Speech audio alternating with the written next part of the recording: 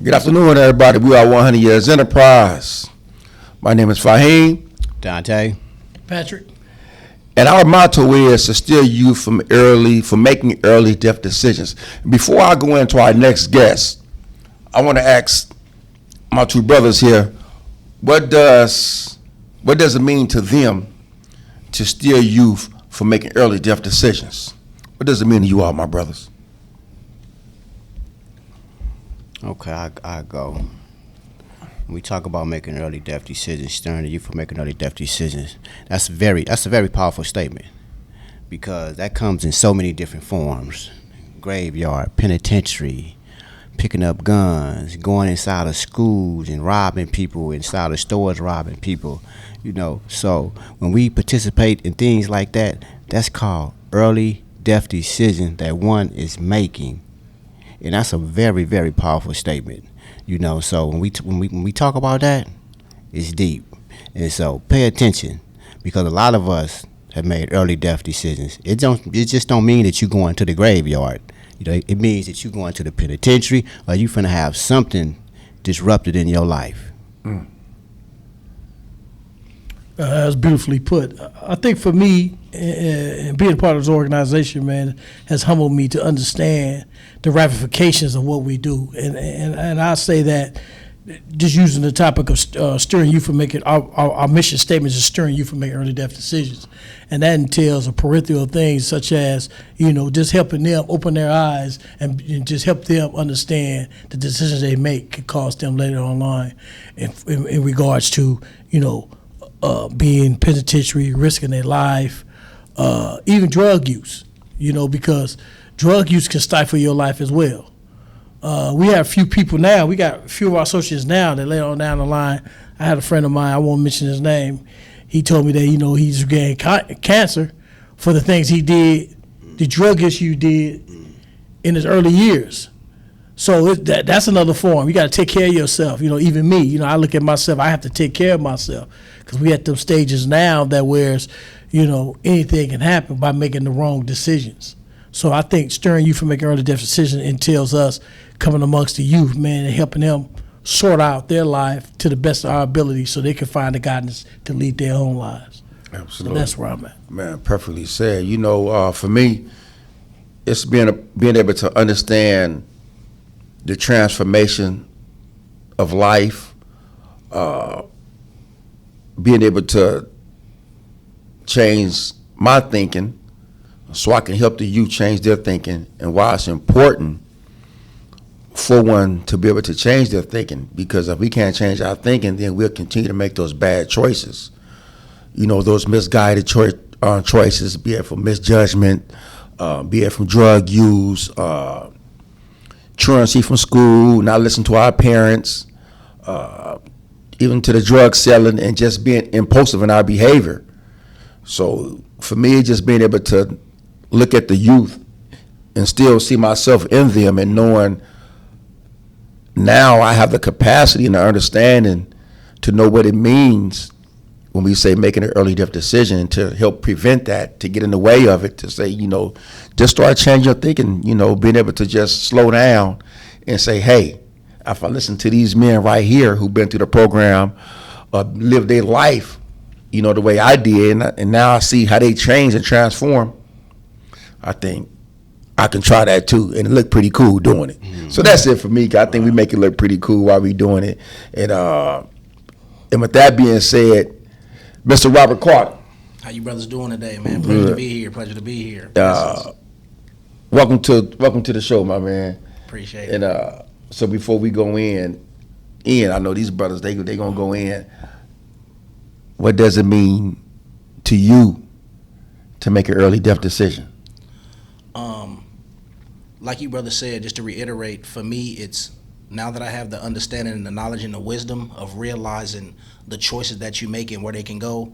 To piggyback off what the one brother David was saying, was that his dad was mostly a person who liked to speak to him and tell him things.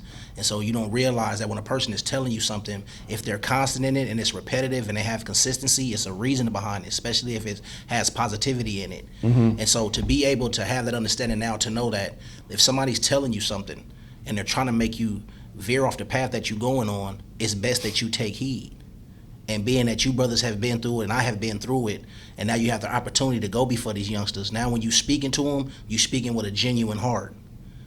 When it's genuine and it's sincere, you can't deny it. It's like for us bracing Islam. It's the truth. You can't deny the truth. Absolutely. And so to be able to steer these kids from early death decisions is you giving people the truth. There's no greater feeling in the world to know that you said something to somebody that has the potential to save them from drugs, violence, or early death, or being incarcerated in prison for the majority of their lives. Absolutely. Absolutely. And again, thank you so much for coming to the show. You are now part of, what are you a part of now? 100 Years Enterprise, as well as Motivated to Help Others, of course, but yeah, 100 Years Enterprise, a part of a great organization of some brothers who have been through some things, have seen some things. And when I say things, I don't want to put specifics or labels on it, because when I say things, I mean a multitude of life's existence, being the areas that we come from, and to be able to connect with people from other cities and even other generations. Though you may be in a certain age group, it's still generational. 5 years for where we come from, or 3 years, that's a large generational gap. Right. When it comes to the game, and so to be able to be generational and still have the know-all to connect with these youngsters, it's hard. They, a lot of people say, and that's the reason I think a lot of older men don't want to interact with the youth, is because the big excuse is, man, it's hard to relate to them, and man, you see how they is, or they this, or they that. My grandfather hated my father's era because they chose to be pimps and players. Everybody wanted to be Goldie and Priest. My father's generation didn't like our generation because we all wanted to be NWA. We don't like the younger generation because they all want to be mumble rappers and, and do all this stuff, wear purses and stuff that we consider not, So it's always going to be a level of a generation above you that's right. Not gonna, you feel what I'm saying? But when nobody takes the time to say, I'm gonna break the barrier gap and not worry about how they acting or how they may not respond, you still pour into them. Yeah. You can't allow they dysfunction or them shunning what you may be giving them or the attitude they may be giving. You can't allow that to not have you really still pour into them youngsters. You gotta pour into them. Absolutely. Most definitely. Okay, brother, Mr. Carter. You don't mind if I call you Mr. Carter? No, right? I do not, okay. brother. That's Give us a little bit about yourself, because you know this is about the consequence of the street life. It's a blessing to have you on, part of 100 years. But let the people know, who you are. I'm Sayifullah, as of now, but formerly Fat Rob from 64th and MacArthur, East Oakland, California. I was raised in a very dysfunctional household. Both my parents were on drugs really bad. I was born in 78, so this was at the height of it. I was raised by my grandparents in Serenity Park. I've seen a lot, I've been through some things. I've been to other states due to my upbringing as far as trying to escape the streets of Oakland, and all I did was take, what I had instilled in me in Oakland to other states. It's really hard to explain.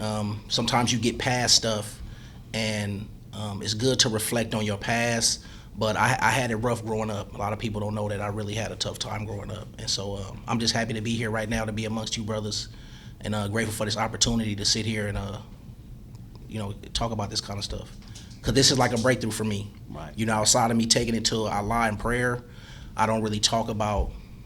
My parents know because they were there, but like a lot of even my siblings don't know. I really had it hard growing up, not having my mother and my father in my life, and then my grandparents trying to do the best that they can to instill right in me, but me knowing that they're not my parents caused me to rebel a lot. So I had a lot of rebellion in me, and so that caused me to go through some situations that maybe I didn't have to go through. Because I had loving grandparents, I had loving aunties and uncles, but they weren't my parents. And so that caused me to rebel a lot. And so I went through a lot of things as a youngster that led me to prison at an early age. With juvenile hall, YA, did all that. In other states, they YA systems, camps, ran away from camps until they led me to the big house in Nebraska. I went to Nebraska State Penitentiary, and I did 8 years. And then I came home from that. I went to prison February 2nd of 1998. I got out June 6th of 2006. And when I came home, I came home with the best of intentions, like most people do when they're in prison, from reading all these different books. And you learn the gift of gab of how to, game your family and the changes I was going to make. But as soon as I got here, within 3 days, I was on 102nd and Walnut selling drugs with a pistol in my waistline. Right. And like I say, I came home June 6th of 2006. March 29th of 2007, I was back in the back of a police car for suspicion of murder and multiple robberies and, just madness. Right. And so I came home and I wasn't prepared because I still had a lot of that in me. And when I went to prison out here, I was in Santa Rita, and I met a brother from San Jose. I cannot remember his name, but he was Muslim, and he came in my cell. Well, I take that back. Let me go back to this. Prior to me catching my case, my mother took me to church, and I was high on cocaine. I had a gun on me. I had just got married, and the pastor started talking, and it felt like he was talking directly to me because he was saying it's somebody in here who's on a journey of their life, and the journey is not going to take them where they think it's going to take them. He said it, they're going to come up here and they're going to give their life to God, but the life that they give it at this moment is not the life that God wants. He going to take them through something. And right when he said it, I got up, I started crying. I went up there, I confessed that I was high on cocaine. The cocaine I had on me, I gave to the pastor.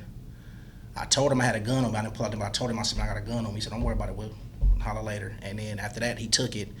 And that was on Sunday. That Thursday is when I went to jail. Man. And my mom, I called her. I didn't want to call her, but the lady that was in the jail, she said, do you want to call anybody? I said, no. I was in there crying. I said, no, I don't want to call nobody. She said, you got a mother? I said, yeah. She said, well, you want to call your mom? I think you want to call your mom. I said, no, I can't.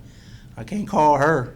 Now after all the stuff I talked, and I'm going to change and I'm going to do all this to tell her And she was like, well, call your mom. And I called my mom, and then my mom said, hold on. She clicked over 3-way, and she called the pastor, and the pastor said, it ain't over for you, brother. I know it sound good right now because I'm out here and you in there. He said, but listen, man, God finna take you through something. He gonna introduce you to some people.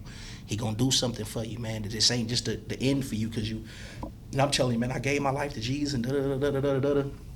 He said, oh, that's fine and dandy. He said, but God has something in store for you. This ain't got nothing to do with Jesus. This is about God. And I got to Santa Rita, and I met a Muslim brother from San Jose, and he came in the cell. And I was still going through it, withdrawals and just not want to be there and just constantly sad, like, man, I done threw my life away, man, and it's over with. Because I'm telling myself I'm finna have to do the time. I'm not thinking of a way, how am I going to wiggle out, and none of that. It's like, this is what it is. And the brother came in the cell. He said, listen, man, I'm finna get some sleep. I'm tired. He said, but, man, we going to holler in the morning. He said, don't worry about it, man. He said, I'm going to tell you about something called Islam. He said, man, Allah go find a way to change your life, brother. Don't even worry about it. He said, it's the reason I'm in the cell with you. And me and him chopped it up and so forth. And then I left from there and got to San Quentin, moved into the cell with another Muslim. And it was the same response. Man, don't worry about what you're going through right now, man. Like, Allah takes people through these type of things. He said, Allah did that. It's the reason you in jail. He said, you'll see. Don't even worry about it. He said, I ain't going to browbeat you because that ain't my job to try to convert you. Went through my time in reception, left there, got to Susanville, moved in the cell with Brother Den's, Sadallah. And I was in Susanville maybe a week, and he just saw how I was in the day room and on the yard. I just wanted to be caught up in the aspect of the prison out of anger. Whatever going on in the yard, I want to be front line, pass me the knife, I want to stab whoever, man, I ain't feeling being here, this is what I'm on. After a week of me doing all that talk and all that, we went in the cell. He said, listen, man, I'm telling you right now, you're going to be Muslim. He said, Ramadan coming up, you're going to fast with us. And I'm like, what is fasting, man? I'm thinking this is about the food. Like, man, I ain't, he said, no, it ain't just about that, man. It's about this, that, and the third. It's about reading this, that, and the third. And I did my first Ramadan, and I came out of Ramadan, Shahadatain Muslim, alhamdulillah. And for that reason, and a multitude of other reasons we'll get into later on, I'm here today. Hey, thank you, brother. That's powerful, man. And, the youngsters need to hear that because we all have a story, and man, it's just sad that we have to go through different things at a young age to really get it. Some of us don't make it back. So I just want to say I'm proud of you, man, for being here and being for who you are right now. Alhamdulillah, appreciate that. Absolutely. Okay, Robert Carter, Muslim name Sayifullah. We got a unique relationship with you as well. We did some time with you when you was a little bit younger, and I want you to share with. I know you ended up in prison, obviously, but I want the crowd to know, or should I say, the viewers to know that, who you was and how you was with, how you came across us and the relationship. Because you used to ask us 1,000 questions, and you used to hold us accountable too.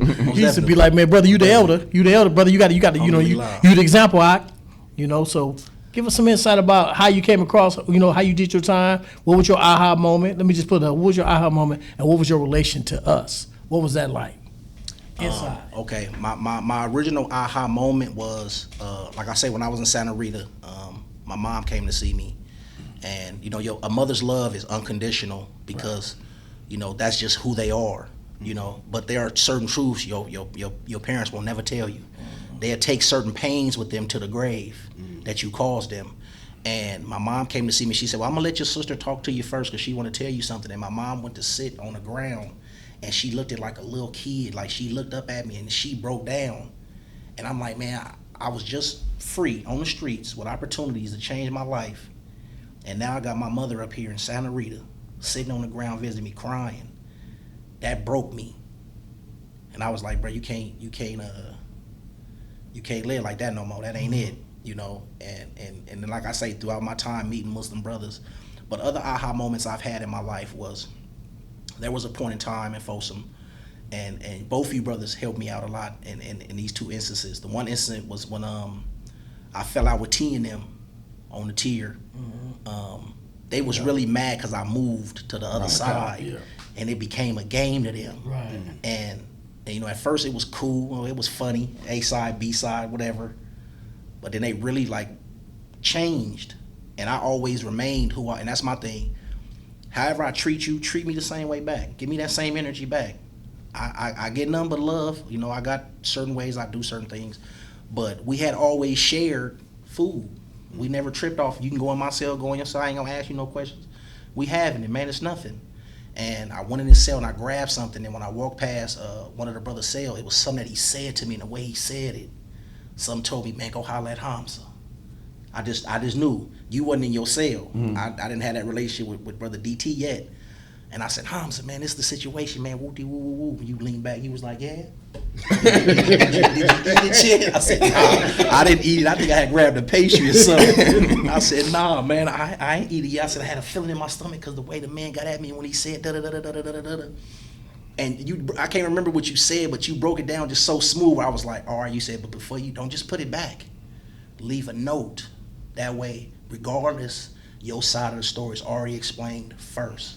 And sure enough, he didn't know that I went in the cell. Right. The other dude, because you said it, he said, man, that other cat gonna stop him, and he gonna turn it, he gonna twist it. Yep. And so by the time you get to explain yourself, y'all gonna already be done bumped heads.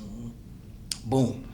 And I knew then, I said, this is a brother I need to make sure I constantly be around. And we went on to have talks on the yard, Dorothy.org and all that. I still got that paperwork, that Dorothy.org. Defenders of Real Truth Helping the Youth. Hold on now, speak on it. Right? And then there was another time where Brother Fahim, I was telling myself to get out of the aspect of, you gotta have a phone, you gotta be hustling to have canteen, you gotta lie to women to have, you get what I'm saying? Like, you gotta get out of that. And I was trying to stop smoking weed too. I said, man, you gotta stop smoking weed, man, because you smoking weed and you going to pray. And it seemed like every time it's Salah time, that's when the weed man saying, come blow with me right quick. And you saying, okay, I'm gonna smoke, Allah's off returning. I'm trying to make excuses for Allah. Yeah. I was walking past Fahim's cell. I said, man, what you doing, man? He's like, he knew. He said, what you doing? I said, I ain't doing. He said, nah, you up to something. You look at me. Why you? I looked at him. What's going on, man? I ain't up to nothing. He said, let me tell you a story. He said, man, one time me and Hamza was in the cell. He said, just got through smoking, man. He said, man, and something told me, man, they gonna raid in the morning. He said, I did wudu. I started doing dhickers, and I just kept doing dhickers. He said, sure enough, goon squad hit. He said, man, they had us in the cage. He said, I never stopped doing dhikr though. From the time I knew they was coming to the time we was in that cage, I just kept doing dhikr. He said, they was in our cell 3-4 hours. He said, man, they came back. He said, they didn't find the foams. They didn't find the weed. None of that. He said, man, that's when I told myself I'm finna stop smoking. We'll do. And I'm looking at him, and I'm knowing he telling me this because I'm finna go around the corner to smoke some weed in Twin, and always in the cell, finna go home in a week with the cell phone. That was and I knew it then, but I said, man, I'm finna go hit this weed right quick. I didn't make it around the corner. They said, man, the police in your cell. That's when I knew this is another brother you need to be around because it's a reasoning behind it. And so in meeting y'all like that, for me, when a person give me game, that's right on point and it's immediate where I can see it, not something I gotta go sit down and decipher. And man, what was the old head talking about it? I don't get it. It was immediate.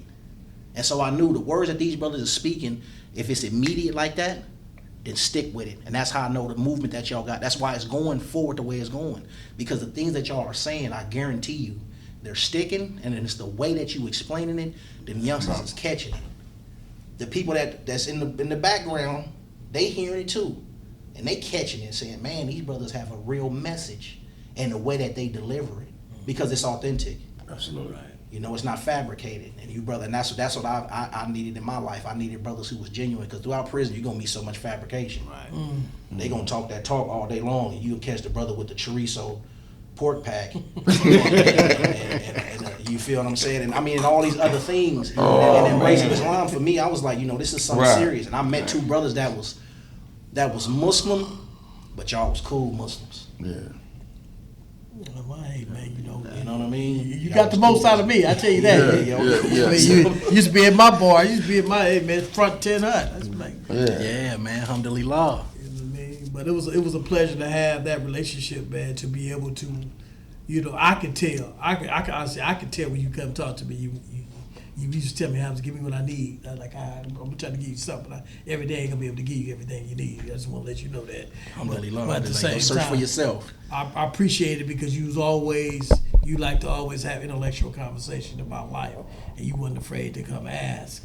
From the we used to be like, man, go on out of here. He's always said, man, y'all the elders. Y'all can't get at me like that. How you supposed to give it? That's be like, this kid. Because I still feared failure, knowing that I had a release date, but I still feared failure.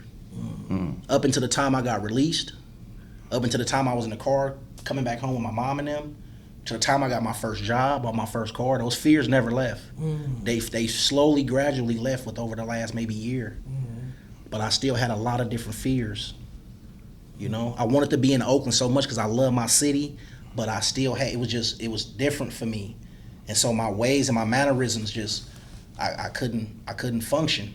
Like for me, I felt like I really couldn't, and I felt alone for a long time. Like who do I turn to? Who do I talk to? Like who do I go to? And I had to revert to sometimes old conversations in my head that I had with some of you brothers.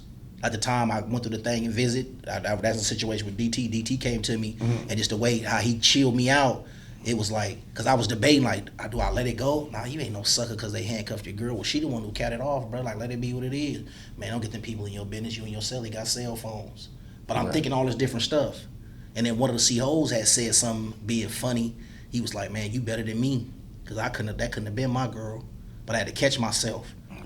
Like, it sound good, man, but dang well, if I would have, come on, man, you beat me down.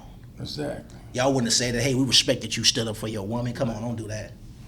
You know what I mean? DT pulled up on me and was like, listen, man, don't let that be what it is, man. You know what I mean? I think he hit me with a surah, if I'm not mistaken. When I was going into the cell, he said, man, read, you did. You said read Surah 29. You think you'll be left alone by just saying you believe and not be tested like those that came before you. And I went in the cell and laid down, man. So I ain't even finna sweat it or trip off of it or nothing. And some good came from it. You know what I mean? All things through Allah. He removed a woman from my life that I really wouldn't have wanted to be with. You know what I mean? For the long run. Everything alhamdulillah, for sure it does. Sure. How long you been out? I want to say going on 3 years now. I came home August 22nd of 2021. Okay. Didn't have a plan, like I say. To be honest, I had a lot of faith in Allah. I wasn't allowed to take any classes because I had so many PCOs and VIOs. I couldn't get to no type of PIA when I was in Folsom. For the longest, they wouldn't let me. Then they transferred me to California City. They didn't have anything down there as far as programs go. So it was mostly a lot of self-reflection. I dug deeper into my Quran and the Sunnah of the Prophet, sallallahu alaihi wasallam, and the other different books on psychology and just the history of our people in this country and what we always been up against. And when I got out, I guess Rail, who I also had met in Folsom, my partner, he was keeping in touch with my sister and my mom. I didn't know this. So I think the second day after I was out, he called me. He was like, man, I got a job for you, man. I got something for you. And that's when he got me on through U-Haul And just, for me, just being in there with the work ethic that I've always had growing up, putting in the work, I rose through the ranks. My family ended up selling my grandmother's house in Sobrani, so everybody scattered. Mainly everybody went to Stockton. I went to Davis with my fiance, and then they transferred me to the Sacramento U-Haul, and that didn't pan out for me. But through that process, I kept meeting people, and it was always brothers that'd be like, man, you can get off in the truck, and man, like you already got the inside plug, man. You could be doing all the deliveries for them. Like, why would you be in here when you could learn this and da da da da? And then I think about the fact that both my mother's husbands after my father were truck drivers. You know what I mean? So, and constantly seeing, like, this, it's like things happen in your life and you don't understand it, I think, until you get older. And I think it took for me to be in my 40s to really see it for what it is. Like, oh, that's why that happened 30 years ago. You don't realize it, but Allah gives you that tawfiq. Right. He opens up your brain to really, and it's so amazing, man. You know what I mean? And I don't like to always interject that, but I'm Muslim, and I know the power of Islam and what Islam can do within the community and within just a man as an individual. You know what I mean? If you look at what it done for some of the people who were some of the Prophet, peace and blessings be upon them, biggest haters became some of the biggest companions of the Ummah. But and me learning that, when you start to recognize stuff for what it is, you know what I mean, and how you can grow through that, for me that was beautiful. Man, that's powerful. I got a quick question. As you navigate and to keep your sanity by using side on your time on your last bid, how important was it for you to keep contact with the outside world, to keep that connection with family, friends, and just to know what's going on in a society, to keep you, to keep a good balance in your life? Because we see people, because we all been inside, we had the phones and all that, and we knew it was important to us, to keep constant contact with the outside world, because that's another world inside. Right. So how important was it to you, and how did you navigate that process? The importance of it for me was an understanding that I didn't do it my first time around. And so when I came home, I was a stranger to my family. Out of sight, out of mind is a real thing. So you could talk to your people all day long. Y'all could write each other. They could even come visit you every weekend. But in the actual everyday aspects of their lives that they're living, the things that you can't be there for due to the fact that, you're just not there, when you don't interact with that out of sight, out of mind, you can come home and they can say, I love you, cousin, brother, whatever, but the feeling's not there. And so as their lives continue, you feel always awkward and out of place. Yep. And so from me not doing it that first time, I told myself the second time, don't just constantly talk about, when I get out, I'm going to do this, do that, and the third. Ask the deep questions. First of all, ask, with me being here, what did it do to you?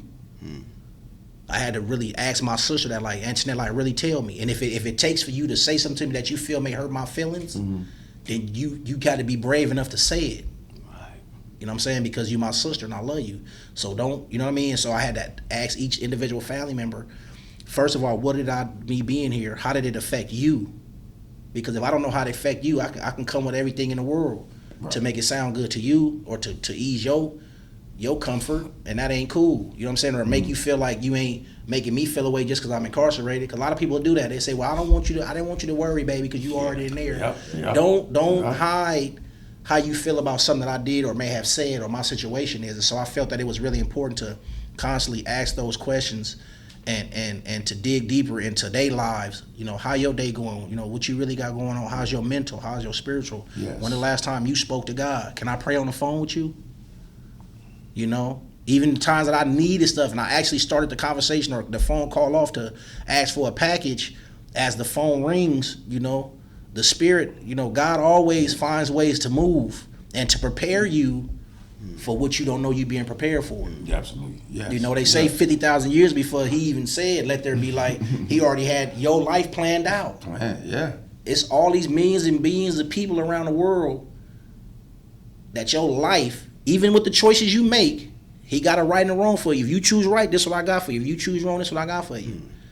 And so that helped me to understand, listen, keep these connections, because no matter what, life is going to be what it's going to be. But you still want to be able to come home and be a brother to your sister and your brothers. You want to be an uncle to your nieces and your nephews, and you want to be a nephew to your aunties that you still got.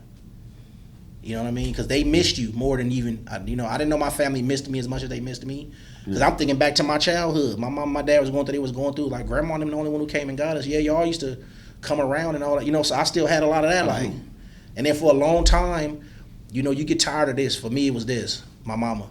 I seen your cousin, they want to tell you they love you and all that. And that, you did it the same way you, mama, it took you, I did 14 years. It took you 10 years to learn how to put money on your phone.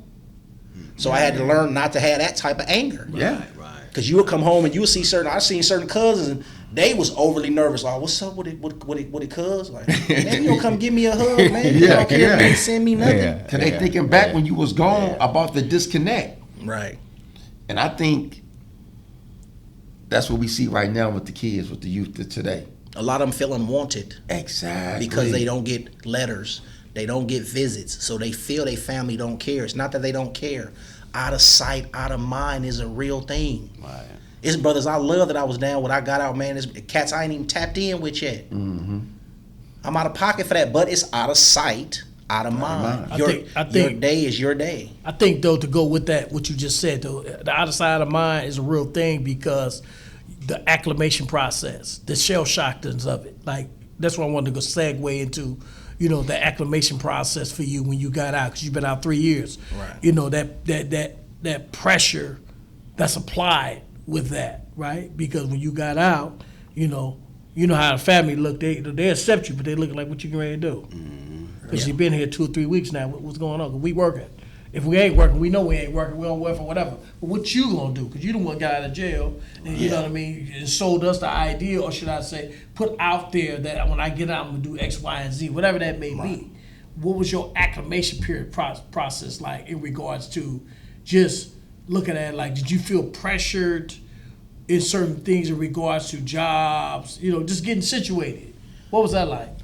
Not really in that aspect, because like I say, as I grew in Islam and was around brothers who constantly gave me things, I always regurgitated anything I got to my people on the streets. Yes. You know what I mean? And so by the time I came home, like I say, Rail had the job for me.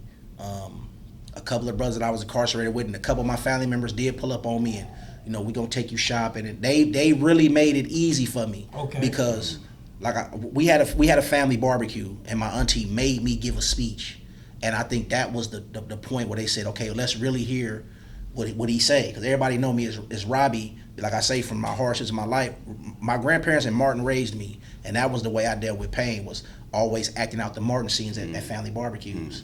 And that's when they knew me in my innocence of really accepting who I was going through and who I was. And so when my auntie said, get up and give a speech, I did the speech as Roscoe, the security guard, and Martin Lawrence. You're right. You know what I mean? Yeah. I mean Otis, not Roscoe. Otis. Yeah, I did Otis, the security guard for Martin, for my speech. And I remembered, and I knew to do that because when we be at family barbecues, everybody's so sad about what Robbie and Antoinette going through with their parents being on drugs. But when I would come in, they never saw that pain. My grandparents saw it because, like I say, I lived with them. But other family members, all they saw was all the characters off Martin, Dragonfly Jones, and all them. So for me, it was easier because throughout the years, I comforted, for real, I comforted my. Did you say Dragonfly? Karate dude, yeah. I used to walk in the house and my aunties and them would be in the kitchen cooking, and I go in there and Dragonfly Jones the whole kitchen. You know what I'm saying? But that was the way to show them that I'm okay. Like even though I'm hurting and I'm toe up, I'm okay because I'm coming in laughing and I'm making y'all laugh. You get what I'm saying? So, and me doing that, I think it gave them ease to be like, okay, Robbie ain't tripping. He's okay. But it really didn't hit me until me and my girl went swimming, and I told her just to film me, like, I need people to see. And it was for my family and for the world. And man, we go through stuff in jail. We're not hardened. We're not, prison don't make everybody come out with a whole different plan to take over the world in a different way. Right.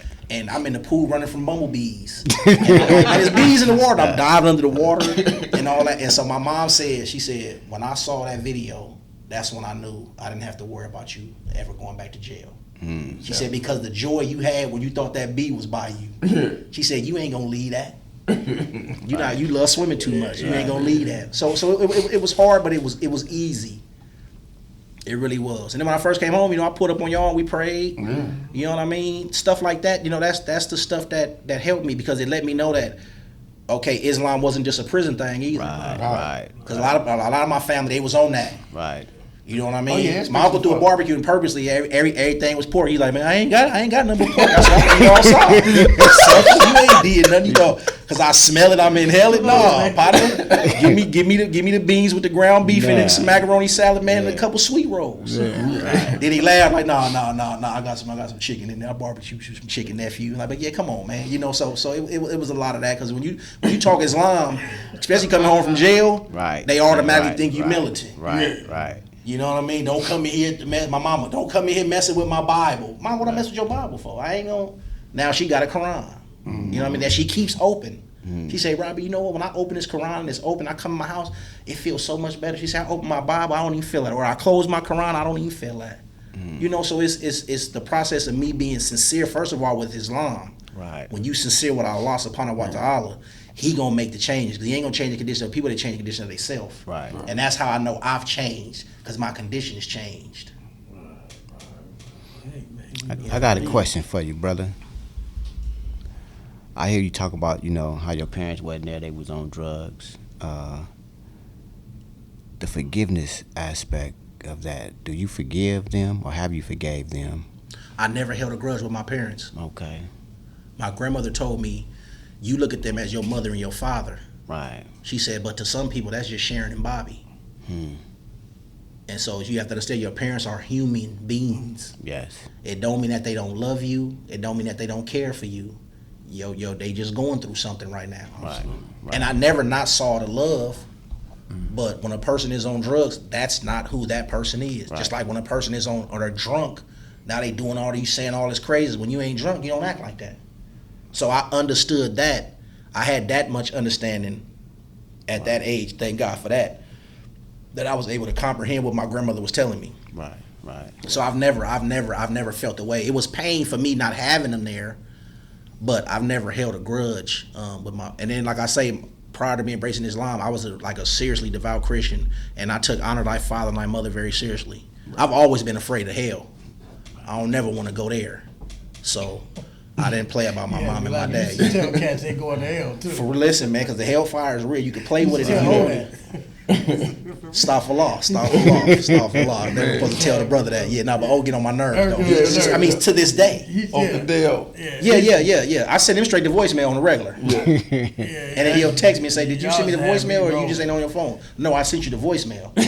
Try again in 2 days. Yeah. You know what I mean? Yeah. Now, the reason why I'd ask you that, because we have a lot of young men, that's growing up, and it's hard for them to forgive their parents, either for not being there, for not being the parents, they supposed to be or should have been for them.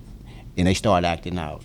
And a lot of them don't really want to, visit that and talk about that. So that's why I asked you that question. I think it's very important, to share, put some light on that. I mean, forgiveness is everything, but if we don't really understand what forgiveness is, and we continue to act out, and it just escalate, then you find yourself somewhere where you really don't want to be. And, a lot of times we don't want to go back to that dark place. So that's why I was asking. That's my greatest to kind of go with you. That's my greatest battleground for me is people that have an issue with their parents because of what they feel how their parents neglected them, whatever their parents did. Listen, if your mother didn't abort you, and she went through that 9 months, there was a level of love there. Now some of them deal with poverty. You don't know who your father really was. Right. You don't know. We don't know. Like I say, we look at them as our parents. Like, man, you my mama's. You supposed to. Right. People have things that they go through, man. So for me, that's my favorite battleground is for when a youngster be like, man, my parents this and my parents that. Listen, little bro, let me give you some real life. Forget game, because you could take that and play with it however you want to. If I tell you I'm giving you some game, no, let me give you some real life. Listen, man, that's still your parents, and in order for your life, regardless of what they do, for your life to go right, whether you spiritual or you believe in God or not, I'm telling you, there's a God. If you had that type of anger in your heart for your mother and your father, bruh, ain't no need for me to even talk to you about nothing else. Right. I might as well, you might as well crash out, because you're going to. Right. I don't care what nobody. Listen, you can have $1 billion, and all the things in the world that a person would assume would give them comfort or give them some type of stability. If you ain't got no respect for your mother, your father, or there's an anger or you feel they owe you something in your heart, and you die with that, or let's not even say die with that, you're gonna be miserable with that $1 billion. And then when you die, oh man, you gotta deal with that in the grave. When they come and say, man, why was you acting like that towards your parents? You'll be like, oh no, that's you stutter in the grave, every bone in your body break. Yes, sir. You know what I mean? So come on, man. So this will be my final questions. I think this is very important, in regards to, coming on board and being a part of 100 years. What led you there? What was that like in regards, what compelled you to say, man, you know what, I want to be a part of this? Like I say, from the time I got to Santa Rita, number one for me it was Islam, me becoming a Muslim. But every Muslim I met, the love for them to really want to guide you towards something right is genuine and sincere. Like I say, you can't fight against the truth. I don't care how hard you is or how tough you is. When you hear Islam or when you hear, a Muslim, there's an automatic level of respect to that this brother's coming with something that can genuinely help me. And that's what I saw for me. And then once I met you brothers, and I've had certain situations on the tier or just in my life in general, sometimes I would try to slide stuff past Fahim. Fahim used to always catch on. I'd be asking the question like it's about college, but it's really about life. But I'm knowing that him as a Muslim, he'll catch it however he catch it. So I'm just going to, and same thing with you, I can always come to you. And so when I knew you brothers had this, it's like I have to be a part of it to show my thank you to you guys for being there. And like I always say, for y'all just continuing to be brothers. I ain't seen this in a long time. Right. Still around like that, like, you know what I'm saying, but really like thick as thieves. You feel what I'm saying? And so, and then to know that y'all really trying to help the youth, and knowing how y'all helped me when I was in my 30s.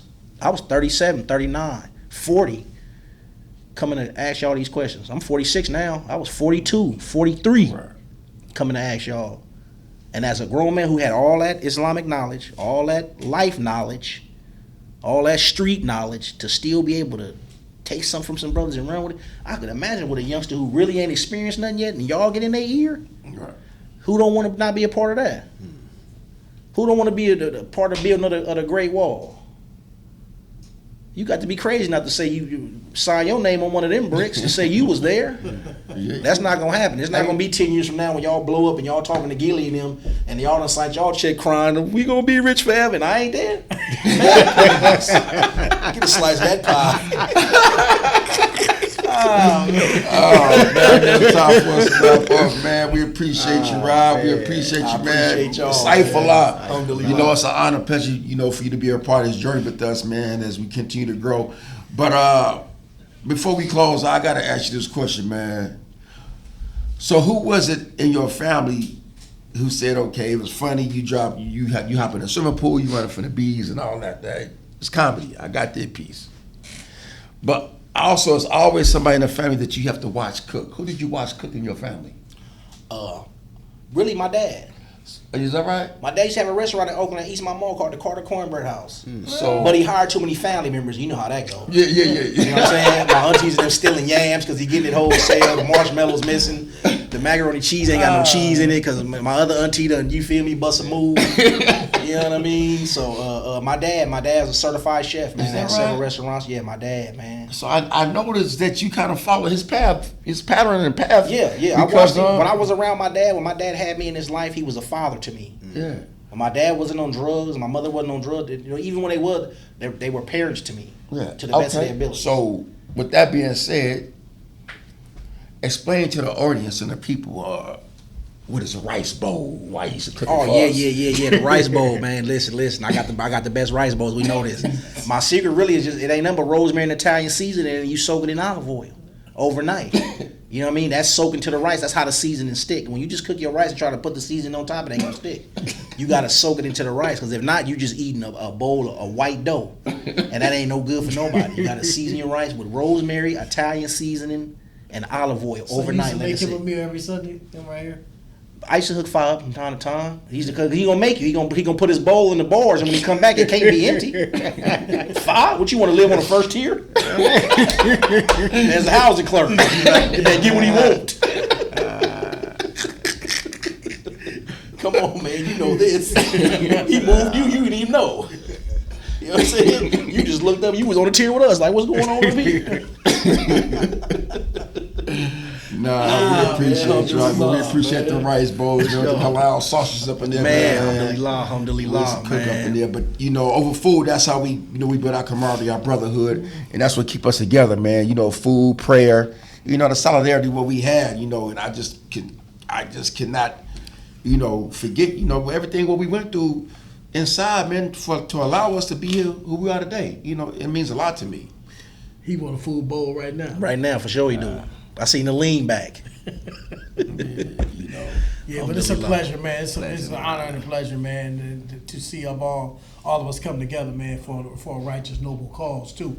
I'm truly humbled by what you said about us as a whole in regards to 100 Years Enterprise, and continue to be examples, man. That's all I can say. Be examples, man, through Allah's will, to continue this plight that we all, man, to save lives, man, and steer you from making early different decisions. And we need more mentors, right, that come in with that same disposition, right, because we need more younger blood to reach the youth as we should. You know what I mean? Alhamdulillah. So it's going to be a great honor to see you in display. I already know. I appreciate it. I just thank all you brothers for being real. Yeah. There's a lot of fake out there, man. I'm telling you, it's a lot. It's a lot. You can tell because ain't nothing changed. Right. I appreciate y'all for being real. Most definitely. Yeah. We appreciate your time, brother. It's sure. really a blessing. We pushing, and it's it's an honor. We come a long ways, and I'm gonna say I'm proud of you. For the person that you are right today. I mean, because you could have went a whole different route, or you could have went somewhere and never came back. So everything works through Allah. So we most definitely got to thank Allah, and thank you again, brother. Appreciate y'all. Yes, sir. Yeah. Shout out to Chevron, our sponsor. Thank you again. Thank you to Gage G26 Productions behind the camera. And again, we wrapping up Consequences of the Street Life, Season 5, Episode 10. It took us a minute, but hey, we're young in this industry right here. That means we don't even have a ceiling. We're young, we don't even have a ceiling, so it's a lot of growth that we're doing. We getting educated, and we take this serious. And again, I got to give a special thanks out, to Rakeem and Hamza, for us being able to pull this thing together and to seek each other's assistance, question each other, and just being able to say, hey, man, we got some things we need to do, and we got to do it, and we finna make it happen. So thank y'all, too. Yes, Most sir. definitely. Thank you, brother. Most 100 definitely. Years Enterprise. You gonna close us out, Hamza? Yeah, I guess so. 100 Years Enterprise, man. We'll close out, man. Great day again, Gabe. Thank you for behind the scenes. Was that GT? What was that? G20? G26. G26. G26 Okay, production, G26 man. Come on, production, man. man. Thank you, Robert Carter, again. Sayifullah, that's right. For coming through, man, and spread your presence, man. Again, man, you can reach us at 100 Years Enterprise. Also, reach us at YouTube on 100 Years Enterprise, as well as our email is, our website is 100year.biz, as well as you get us on Spotify as well. Anything else I'm leaving out, brothers? Apple Podcasts, Facebook, YouTube, Instagram, all those things. Instagram, so look at us on 100 Years Enterprise, 100 Years DLP. And again, man, thank you again for us coming out, man. Season 5, Episode 10, Consequences of Street Life. Exactly. And just for us to wrap up, just to summarize this here, this work of changing lives, violence interrupters, what we doing, we just striving to interrupt the cycle of violence by using our lived experiences. And we are 100 Years Enterprise. Peace out.